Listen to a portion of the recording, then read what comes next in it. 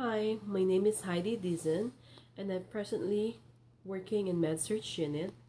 The topic that I chose is proton pump inhibitors in relation to C. difficile infection.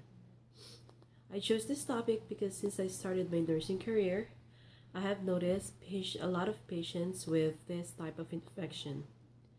C. diff has always been associated with antibiotic usage.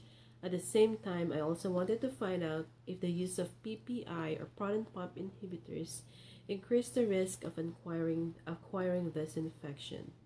As a nurse, I should be patient's advocate to reduce the risk of having this one. The PICOT question that I formulated is in MedSurg unit patients, how does the short-term use of proton pump inhibitors compared to long-term use affect the incidence of acquiring C. difficile infection within 3 months? Some of the data that I have found are one type of healthcare associated infection that is increasing in number is C. difficile infection. The bacteria can be found in feces. The spread of infection happens when people touch items or surfaces that are contaminated with feces and then touch their mouth or mucous membrane. In a hospital setting, it can spread through patients through hand contact.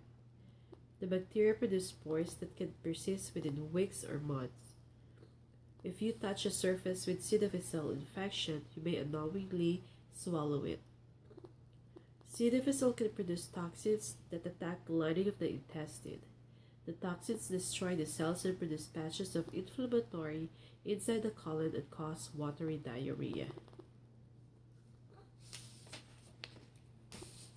The symptoms are watery diarrhea 3 or more times a day for 2 or more days, abdominal cramping or pain, fever, nausea, dehydration, and weight loss.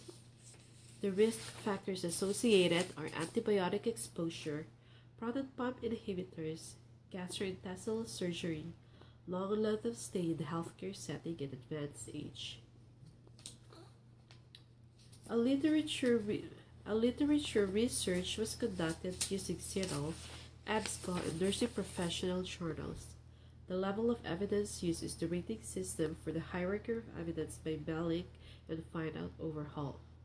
The articles that I reviewed were proton pump inhibitors and the risk for hospital-acquired Clostridium difficile infection by Barletta et al., and association of proton pump inhibitors with outcome in Clostridium difficile colitis by Cadell et al. Both used level of evidence 4.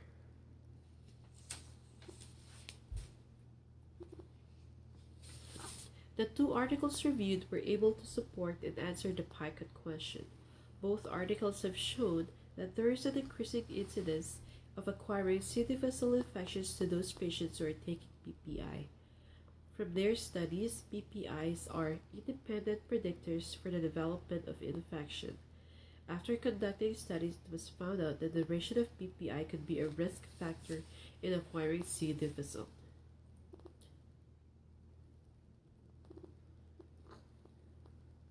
Here's a survey that I did with my fellow RNs.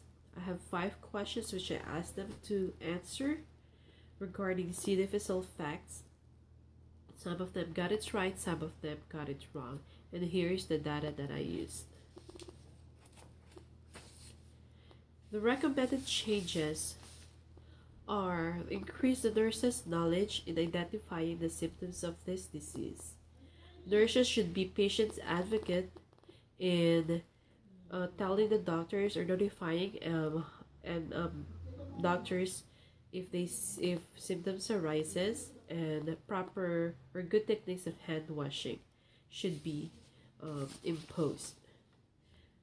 The National Clearinghouse, the guidelines that were recommended were the stools from patients with diarrhea should be tested, antimicrobial agents should be discontinued, contact precautions should be maintained, hand hygiene and barrier precautions should be used, and disinfection of surfaces. Thank you for listening. I hope you got information about the presentation that I did.